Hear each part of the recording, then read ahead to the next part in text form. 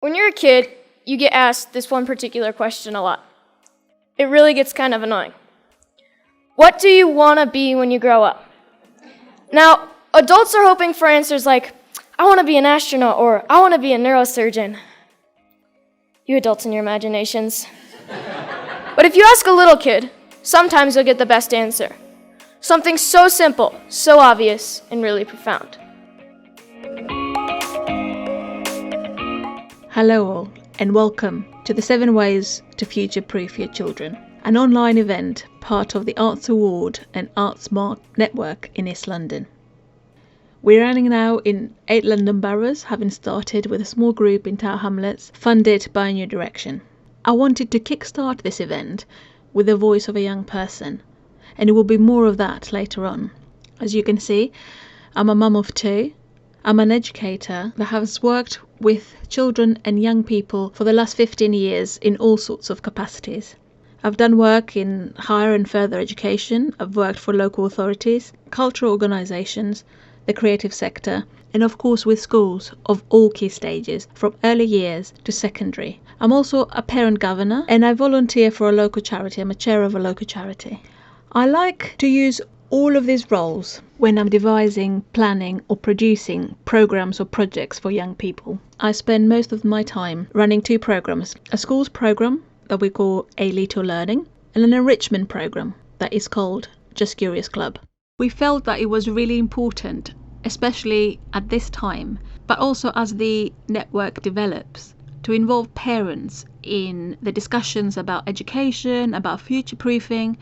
And when I'm talking about education, I am referring to the wider sense of the word. So not just the curriculum that happens in school during school hours, but what happens before school, what happens after school, or the enrichment activities, and in fact, everything in between. Now, these sessions usually are attended by educators, by schools, by colleagues that work in the cultural sector or the community sector. And I think there's definitely room to include parents in these discussions and widen this community. So you might be wondering why this network is called Arts Award and Arts Mark Network. Arts Award is a qualification in the arts for anyone under the age of 25. The important thing about this qualification and the different thing about this qualification is that it is portfolio based. It's not exam based. And the 3 criteria that we assess the children against is communication, knowledge and understanding of the creative industries,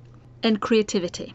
Also, a really big element of the Arts Award is leadership. And because we're encouraging leadership, a lot of the time it also involves project-based learning. Just for clarity and very briefly, I wanted to explain what Arts Mark is. Now, if you're a parent, you needn't worry about that. But if you are a school colleague, it would be worth having a look at this. And by all means, get in touch with me if you've got further questions. Arts Mark awards the whole school for their arts provision. It's a great auditing tool, and I will put a link in the follow-up. So if you are a teacher and you want to find out more, you can. Now, this network is made possible by an organisation called A New Direction. A New Direction is a London-based not-profit, and their aim is to generate opportunities for children and young people to unlock their creativity. They work with partners across education, culture, the creative industries, local government and businesses. And what they're trying to do is identify areas of inequality, campaign for policy change, but ensure and support that children and young people can be creative and experience culture. Now, some things today we will just touch on, and some things we will go a little bit deeper. We've got a couple of guest speakers, and also I will be sharing some videos and other sources that I think you will find useful. We did have a head teacher booked to talk to us all about growth mindset and how that can be used in school and at home. Unfortunately, as you know, at this time, head teachers have got a very difficult job to try and get everyone back to school gradually. So we thought it would make more sense to postpone and let her concentrate on what is really important right now. But I will make sure we share something around growth mindset in the future, because it's one of the most robust ways to future-proof our children. Okay, let's get into the nitty-gritty now. This time obviously has been really challenging, but it has forced us to reevaluate a lot of things that we might have been taking for granted, or we might have made us realize how we've been on autopilot. Whatever it is that we discovered, whatever it is that we're discovering through this crisis, one thing seems certain to me, and that is that crisis is great at shaking things up and making us question what we might have been taking for granted. So if we're thinking about future-proofing, and we're thinking about future-proofing for our children and ourselves, the one thing that we can do now is to get into the practice and the habit of looking at our values like you would do as a business. You would look at your strategy, you would have an away day, you would be planning on how you move forward. You look at things that work and things that don't. So we could be doing that as families. We could consciously decide where we want to be rather than just carrying on and being on autopilot. And that would be great for us. I think would be great for our well-being and a sense of purpose, but also it'd be great practice for our children. It would be great for them now. It would be great for them, when they get to their teenage years, if you have younger children. Teenagers find it perhaps hard to make decisions. They don't know what to use as their guide. And having a set of values and looking at those values, reminding them of those values, and it would help them when they get to adult life, both in their professional and their personal lives, and both in crisis and in calm. So talking about questioning and challenging what is and thinking about things differently, I'm going to pass on to my partner in crime, Dave Dart. Dave and I have been running a little learning, and we've been running Just Curious Club.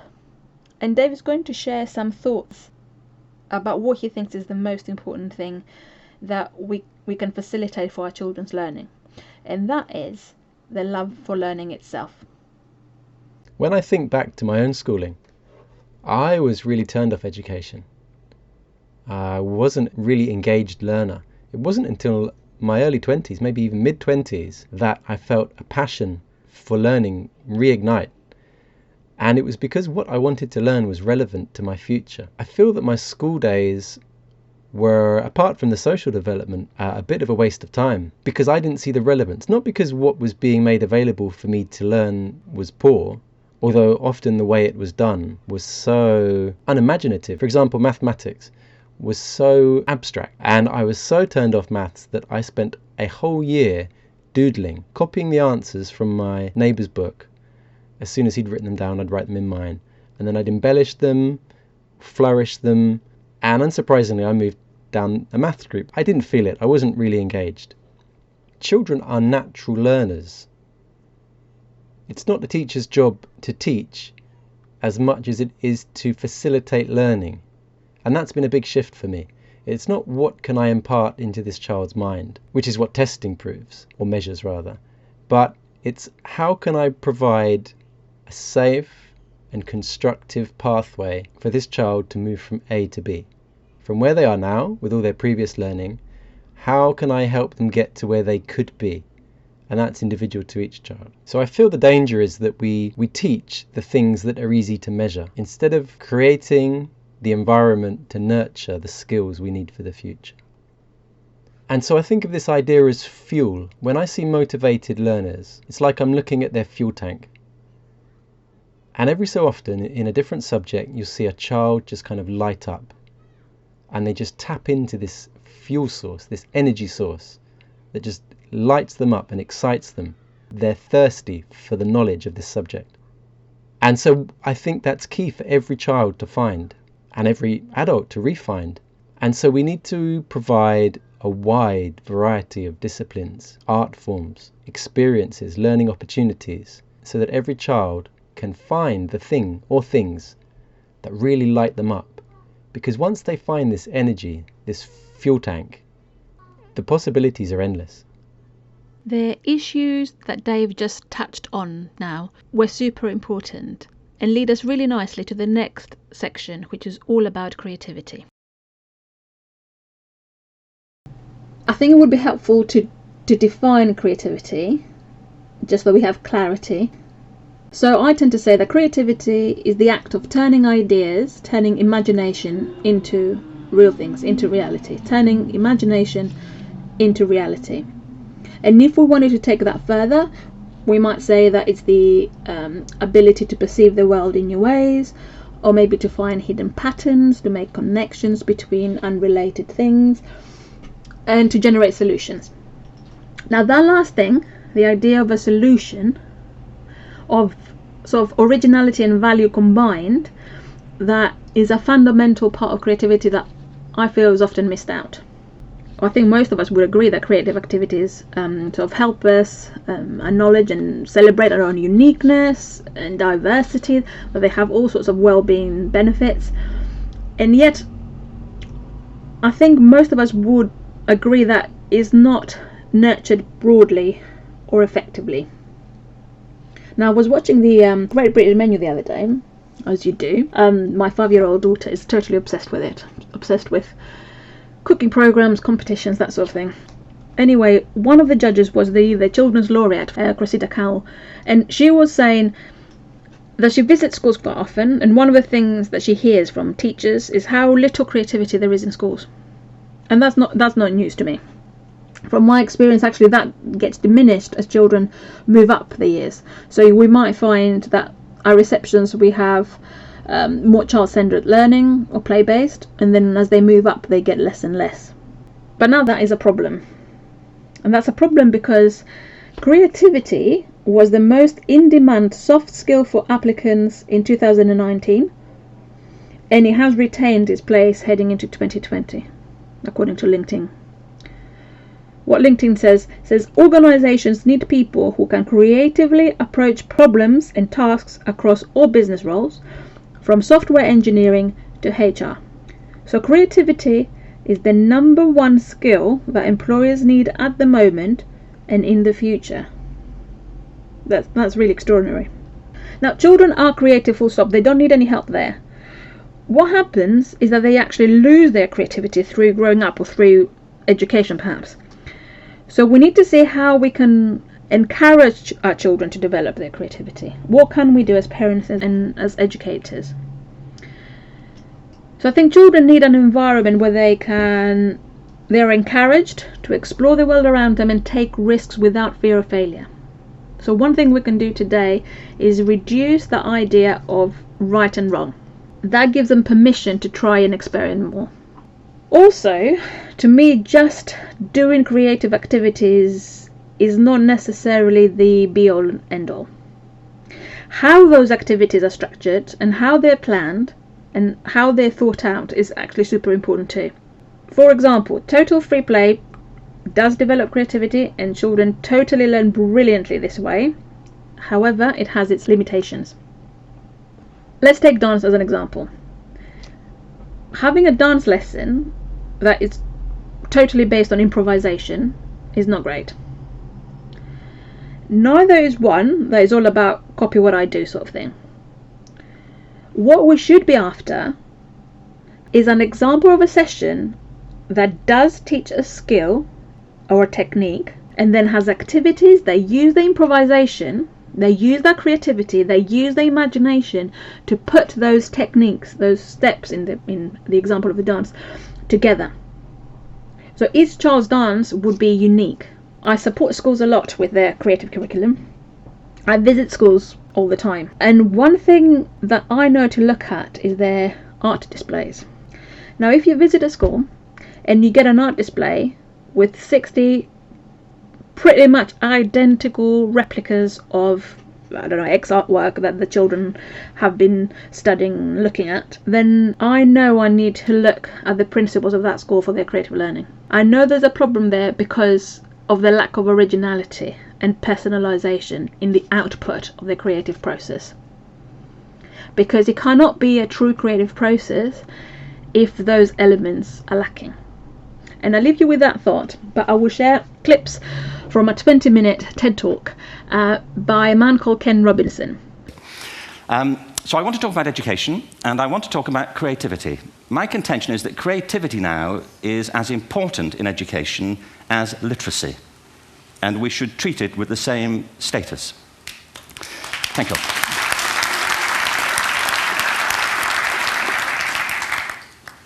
That was it, by the way. Thank you very much.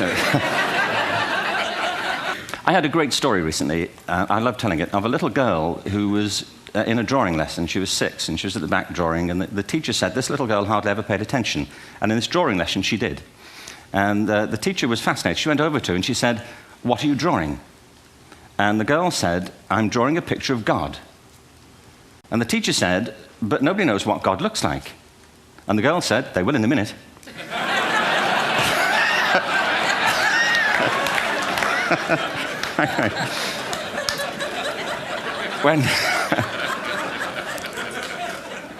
When my son was 4 in England, actually he was 4 everywhere, to be honest. I mean, if we're being strict about it, wherever he went, he was 4 that year. But he was in the Nativity play. Do you remember the story? No, it was big. It was a big story. Mel Gibson did the sequel. You may have seen it. I don't know. It was Nativity 2. But James got the part of Joseph, which we were thrilled about. We consider this to be one of the lead parts. We had the place crammed full of agents and T-shirts. You know, James Robinson is Joseph. He didn't have to speak, but do you know the bit where the 3 kings come in? They come in bearing gifts, and they bring gold, frankincense, and myrrh. This really happened. We're sitting there, and they, I think, just went out of sequence. Because we talked to the little boy afterwards and said, "You know, are you okay with that?" And they said, "Yeah, why was that wrong?" They just switched. I think that was it. Anyway, the 3 boys came in, little 4-year-olds with tea towels on their heads, and they put these boxes down. The first boy said, "I bring you gold." And the second boy said, "I bring you myrrh." And the third boy said, "Frank sent this."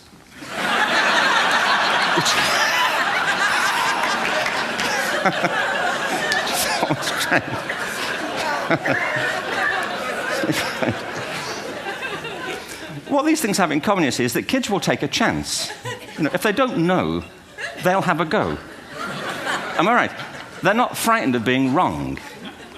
Now, I don't mean to say that being wrong is the same thing as being creative. What we do know is, if you're not prepared to be wrong, you'll never come up with anything original. If you're not prepared to be wrong. And by the time they get to be adults, most kids have lost that capacity. They have become frightened of being wrong. And we run our companies this, by the way. We stigmatize mistakes. And we're now running national education systems where mistakes are the worst thing you can make. And the result is that we are educating people out of their creative capacities. Picasso once said this. He said that all children are born artists. The problem is to remain an artist as we grow up. I believe this passionately, that we don't grow into creativity, we grow out of it. Or rather, we get educated out of it. Our education system is predicated on the idea of academic ability. And there's a reason. The whole system was invented around the world. There were no public systems of education really before the 19th century. They all came into being to meet the needs of industrialism. So the hierarchy is rooted on 2 ideas. Number one, that the most useful subjects for work are at the top. So you were probably steered benignly away from things at school when you were a kid, things you liked, on the ground you would never get a job doing that. Is that right? Don't do music, you're not going to be a musician. Don't do art, you won't be an artist. Benign advice. Now, profoundly mistaken. The whole world is engulfed in a revolution. And the second is academic ability, which has really come to dominate our view of intelligence because the universities designed the system in their image. If you think of it, the whole system of public education around the world is a protracted process of university entrance. And the consequence is that many highly talented, brilliant, creative people think they're not, because the thing they were good at school wasn't valued or was actually stigmatized. And I think we can't afford to go on that way. In the next 30 years, according to UNESCO, more people worldwide will be graduating through education than since the beginning of history. More people. And it's the combination of all the things we've talked about, technology and its transformational effect on work, and demography and the huge explosion in population. Suddenly, degrees aren't worth anything. Isn't that true? I believe our only hope for the future is to adopt a new conception of human ecology, one in which we start to reconstitute our conception of the richness of human capacity. Our education system has mined our minds in the way that we've strip-mined the earth for a particular commodity. And for the future, it won't serve us. We have to rethink the fundamental principles on which we're educating our children. There was a wonderful quote by Jonas Salk, who said, if all the insects were to disappear from the earth, within 50 years, all life on earth would end. If all human beings disappeared from the earth, within 50 years, all forms of life would flourish. And he's right. What TED celebrates is the gift of the human imagination. We have to be careful now that we use this gift wisely and that we avert some of the scenarios that we've talked about. And the only way we'll do it is by seeing our creative capacities for the richness they are and seeing our children for the hope that they are. And our task is to educate their whole being so they can face this future. By the way, we may not see this future, but they will. And our job is to help them make something of it. Thank you very much. Bravo. Here, here. Sir Ken Robinson there. Absolutely amazing speaker. In fact, I think that TED Talk is the most watched TED Talk of all time. And let's move on to our fourth way to future-proof our children. I've gone back to Logan. Logan is the voice of the young boy that opened up our event today. And he gave a TED Talk. I'm going to play you a little clip of his TED Talk in a minute that talks about TLCs, the therapeutic lifestyle changes. And this is a term that was introduced by somebody called Dr. Roger Walsh. Just for the purpose of this and the purpose of my own thinking as a parent, so I renamed it into terrific lifestyle choices. We all know from our own experience that any habit is really difficult to shift. And we often talk about this when you talk about bad habits that are really difficult to shift. But actually we can use that principle for good habits. So what I've been thinking lately is how can we instill really good habits from really early on and therefore create the most strong foundation for our children, because they just become second nature. So if we can put those 8 things into their schedule every week, then not only do we provide a great foundation for them, but actually we increase our own chances of having those. One good thing about being a parent is actually that it pushes you to be a better person, whether you want it or not. So I'll play you that little clip so you can hear it from Logan himself. We don't seem to make learning how to be happy and healthy a priority in our schools. It's separate from schools. And for some kids, it doesn't exist at all. But what if we didn't make it separate? What if we based education on the study and practice of being happy and healthy? Because that's what it is, a practice, and a simple practice at that.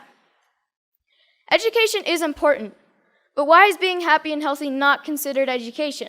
I just don't get it. So I've been studying the science of being happy and healthy. It really comes down to practicing these 8 things: exercise, diet, nutrition, time in nature, contribution, service to others, relationships, recreation, relaxation and stress management, and religious or spiritual involvement. Yes, got that one. So these 8 things come from Dr. Roger Walsh. He calls them therapeutic lifestyle changes, or TLCs for short. He's a scientist that studies how to be happy and healthy. In researching this talk, I got a chance to ask him a few questions like, do you think that our schools today are making these 8 TLCs a priority? His response was no surprise. It was essentially no. But he did say that many people do try to get this kind of education outside of the traditional arena, through reading and practices such as meditation or yoga. But what I thought was his best response was that much of education is oriented, for better or worse, towards making a living rather than making a life. We will be hearing more from Logan towards the end of this event. But for now, let's talk about the digital beast. I named this slide Embrace the Digital Beast because I think for a lot of us, digital can feel a little bit like a beast. And I think it can be scary. We might find that it's difficult to navigate ourselves, and it's even more difficult to support our children to navigate. But whether we love it or hate it, we will have to deal with it. I talked earlier about creativity and how it's the top soft skill. But I'm going to show you what the top hard skills are according to LinkedIn now. Blockchain, cloud computing, analytical reasoning, artificial intelligence, user experience design, business analysis, affiliate marketing, sales, scientific computing, and video productions. These are the top 10 hard skills according to LinkedIn. Now, nearly all of them are digital related. Even if they're not directly, they will need digital skill to be able to fulfill those roles. So I thought, as a parent, as an educator, I needed to approach somebody that deals with online and digital safety every day. So I have invited Maithi from ChildNet to talk to us about digital safety, the practical steps that we can take to support ourselves and our children. Now, that was a long interview, So I won't be able to share the whole interview with you today, but I will find a way of sharing the bits that we don't get to hear today in a different way. So I am the Policy and Communications Manager for ChildNet, and ChildNet is a charity that was set up in 1995 to make the internet a great and safe place for children. So 1995 probably to all of us seems like quite a long time ago to start thinking about online safety issues. But our founder was pretty visionary and saw the amazing potential that the internet had, but also that there were certain risks. And obviously since almost 25 years ago, that landscape has changed so quickly and quite unrecognizable really to what we kind of saw in 1995. So we do a wide range of activities to promote the amazing potentials of the internet, but also make sure that parents, teachers and young people are aware of the risks and challenges that come with it. So as a team, we go out into schools across the UK and give sessions for children as young as 3 all the way up to 18 years old. We give sessions for parents and for teachers as well. We create lots of resources that parents and teachers can use and download for free from our website. And we also are quite big in the policy space. So we make sure that young people's voices are really at the forefront, and we're getting their voices heard to government who are, deciding on legislation, to industries. We work with, the big giants, let's say Facebook, Twitter, Snapchat, to make sure that they know what young people are experiencing on the platforms as well. I think parents think, okay, well, I'm going to deal with that side of things when my children get to teenage years. But there is a real value of starting really young, setting the foundation. How young do we start, and what do we do with really young children? Yeah, I mean, it's so important to start that conversation early. And of course, you're not gonna say, to a 3-year-old exactly the same thing that you're gonna say to a 16-year-old. But if you think that, thinking about sort of 2-year-olds or 3-year-olds, they have access to tablets. They probably know how to swipe, on a photo, or you can see children often seeing a real photo and then trying to zoom in because they're so used to that kind of interaction. So as soon as they're accessing a computer, and you probably are doing it, you're probably telling them to be careful with the tablet. Don't just throw it away. So you're starting to have those conversations really early on. And I think it's really establishing that, trying to think about what the internet is and how they communicate. So for very young children, you might already start talking about things like screen time, about how much time they should spend, or let's do something else as well. Okay, you have 5 minutes or 10 minutes to watch this program. Okay, now we're going to do something else. So you're starting to talk about those issues. But really importantly, from a really, really young age, I think it's so important for parents and teachers to kind of instill in children that if they see something that upsets them or is a bit confusing or worries them, that they can come and speak to you about it. Because often we hear that children see things, come across inappropriate content, or somebody says something not very nice, and they don't know where to go with that, and they don't know what to do. Because they're not sure that the adults will really understand them or will maybe take their technology away from them. So if you start instilling it from a really, really young age, just like you would, about anything else, if somebody bullies you in the playground, come and talk to me, I'll help you. In the same way, you would say the same thing about the internet. So I think that's a really important place to start. What are the challenges when children do get to the teenage years? From your work, what have you kind of noticed as the recurring themes that we should be talking about and thinking about? Yeah, so there's a number of things that I suppose that parents can be aware of for all children, but obviously as children grow, they're likely to use the internet more and more, and of course they want their independence, and children are often at the forefront of new technology. I'm sure lots of parents and educators feel like they're the children, and particularly the teens, are experts on everything internet related, and they have nothing to offer them. But we always say that as adults, you really are the experts on life. You understand behavior and relationships, and you can still support children. So whilst teenagers might not want to talk to you about it, keep encouraging that conversation. Keep reassuring them that you're there. So things that that you should kind of be aware of in terms of as children kind of grow up. Things like their conduct. So that's really thinking about how they behave online. And whilst we feel really importantly that we shouldn't put the responsibility on children to keep themselves safe online, they should be given the skills to navigate the online world safely. And I think, when we're talking about future-proofing children, they need to have the skills to understand what to do when somebody is putting pressure on them to do something, and where would they go for support, or they need to think about what are they posting or sharing online that might be upsetting for others or offensive to others, or something that they might feel like, oh, that doesn't really portray me in the way that I want to be. And then of course, children are really, really curious. So obviously things like pornography or content that is violent, they're often sort of trying to push the boundaries, and they're trying to separate themselves from the adults as well. So it's making sure that they're aware of what they're seeing, that they know that, okay, if they've seen something and it's kind of gone too far, then they know they can come to you without, again, that kind of blame factor that I was kind of talking about. And it's also important that they're aware of what is reliable information. So what is something that they can trust and what they can't. And you can start that even just by talking about homework.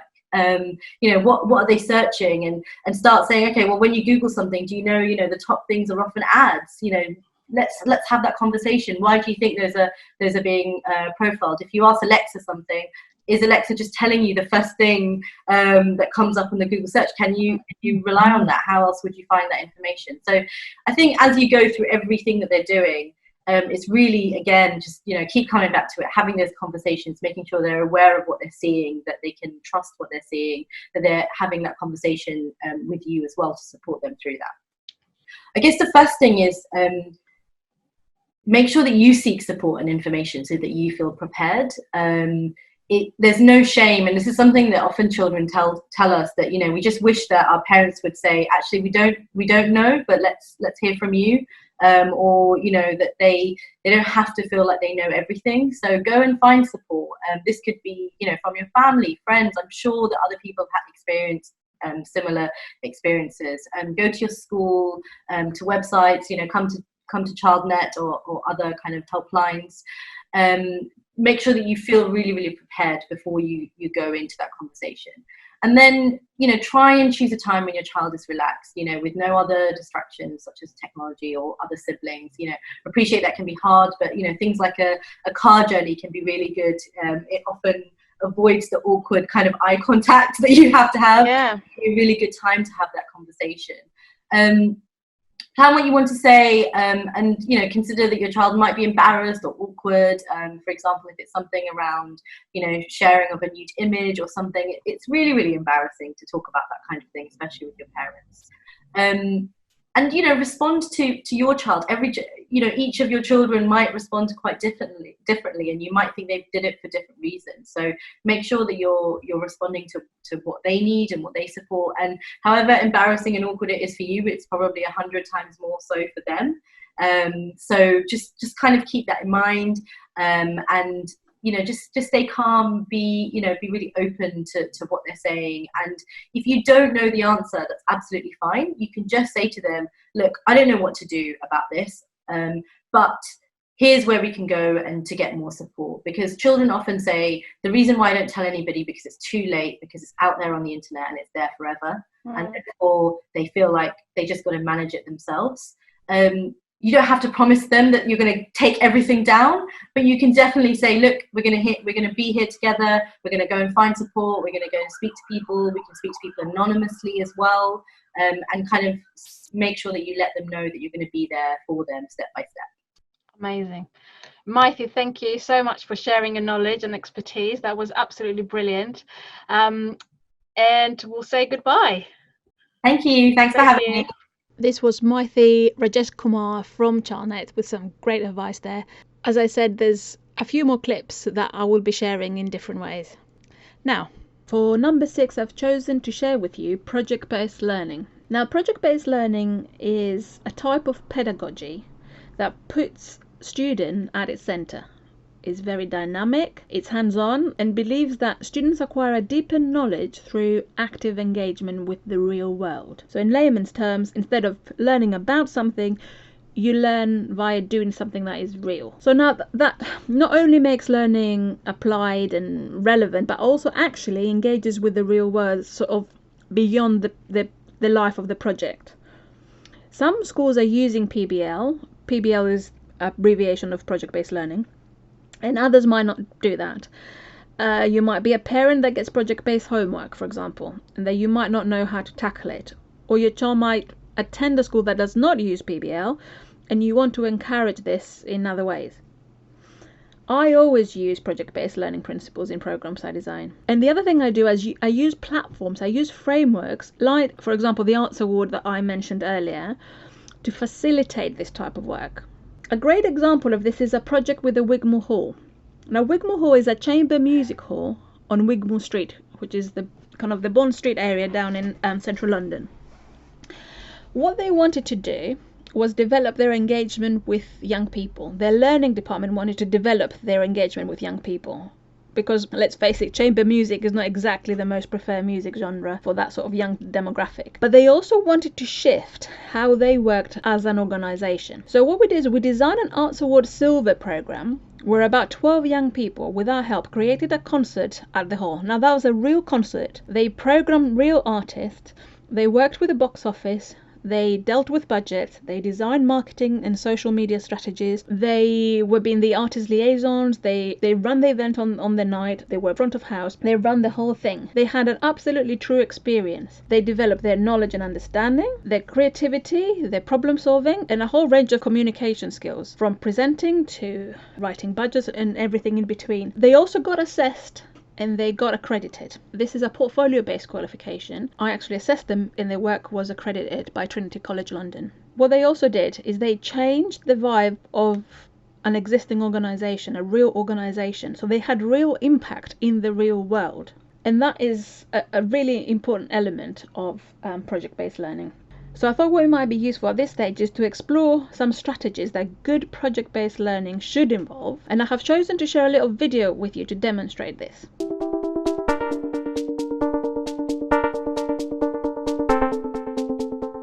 So there are a lot of different ways to approach PBL, a lot of different ways to implement it, but really it all boils down to 5 essential keys. Real-world connection, core to learning, structured collaboration, student-driven, and multifaceted assessment. The first key component of PBL is real-world connections. And really what this entails is having an authentic problem that drives the curriculum. So students are given this question, for example, what's in our water and how did it get there? And then the students choose different paths to explore that question. One of the problems in the ocean is that with the higher amount of CO2, calcifying organisms are decreasing. We're testing to see how well life in the ocean lives without calcifying organisms. When the students know that what they're doing in a classroom has an audience outside the classroom, it really helps them deepen their thinking on it. I think that is pretty authentic in terms of what the future work world holds. So the second commonality is the PBL unit provides academic rigor. This is not something that teachers would add at the end of a unit because they learned all the content they're supposed to learn already, and so this is, the fluff that they can do at the end. This is the unit. This is the way that they learn the content. So what's your standards you're going to be covering? We're going to do 5A, which is analyzing scenes, and this is huge in this book. When you can show that you're incorporating the standards, building these projects that aren't fluffed, a lot of eyes and ears open, because people are hungry for that. Structured collaboration refers to allowing the students to work together, but giving them a structure within which to work. Our project was to create a aquaponics system, and we had several people working on it. In my case, I was kind of the team leader. 2 members of my group who were kind of just like the thinkers that would think, what if we could include this? Once those 2 came up with the ideas, it would go through another person who was kind of like the designer to figure out, oh, how would we make it? And then it would kind of go up to me and say, and I would kind of be like the final decider. We would never put 4 kids together at a table and say, here's a task, get it done during this time period. It's very carefully scaffolded.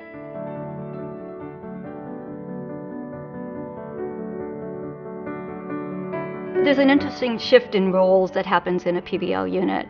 The teacher becomes more of a facilitator, and the students take more control. You guys are the Red Cross responders. You already looked at news broadcasts, and you took down some notices and wonderings. You need to take all of this, and you need to bring it together. So I have to write down the aspects of the news broadcast? You got it, exactly. So Qasim's got it. Qasim can give you some ideas on how to start. But as a facilitator, the teacher needs to be able to ask good questions. She needs to redirect if necessary, give hints but not answers. And that's really an interesting role for teachers to learn how to do. Multifaceted assessment refers to assessment being integrated throughout the entire PBL unit. I do a lot of formative assessments. It's not a test at the end of the week or the end of a unit. You're doing a lot of small check-ins with the students to see where they're at and to see that they're growing along. I think it's really important to also make sure that the students are assessing themselves. It's a process that we are really trying to bring back again to the student so that kids are part of the assessment process and that assessment is just not being done to them.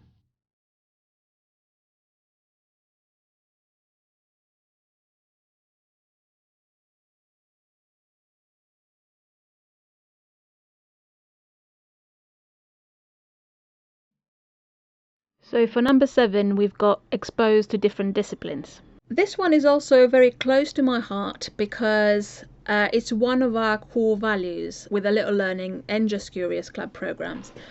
When we were looking for a name for a Little Learning, Dave and I were looking at our values and looking at what is important to us.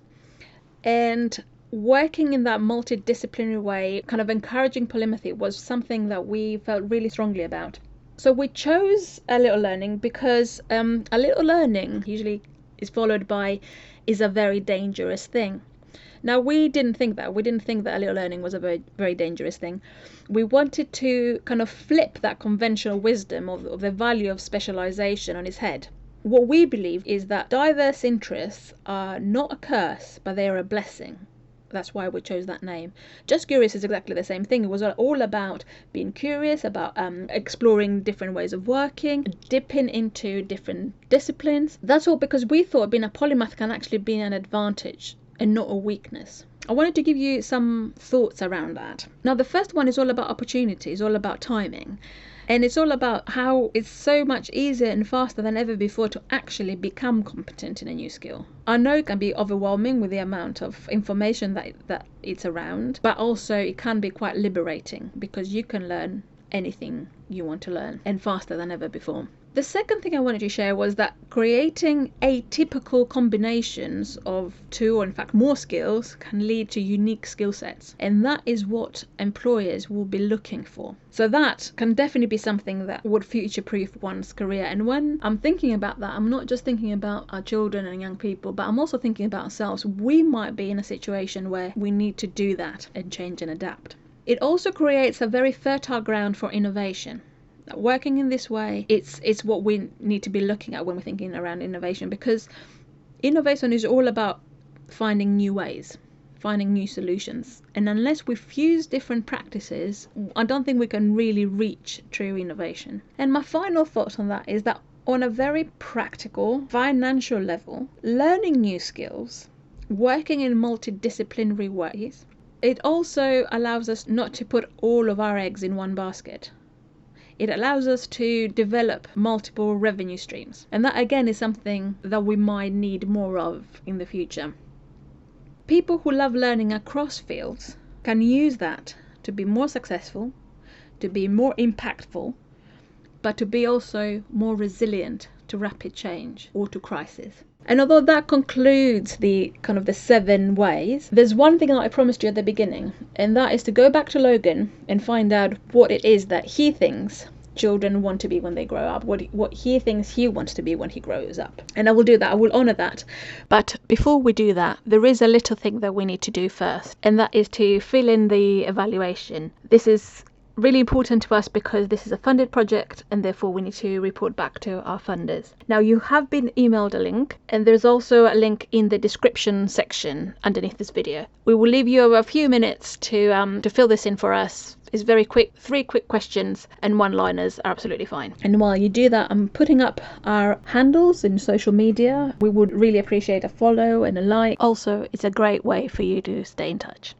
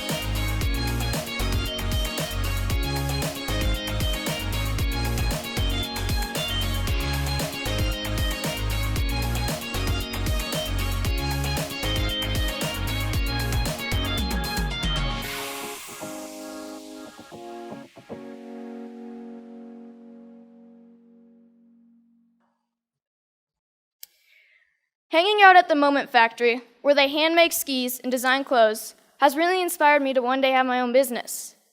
The guys at the factory have showed me why I need to be good at math, be creative, and get good at sewing. So I got an internship at Big Truck Brand to get better at design and sewing. Between fetching lunch, scrubbing toilets, and breaking their vacuum cleaner, I'm getting to contribute to clothing design, customizing hats, and selling them. The people who work there are happy, healthy, creative, and stoked to be doing what they're doing. This is by far my favorite class. So this is where I'm really happy. Powder Days.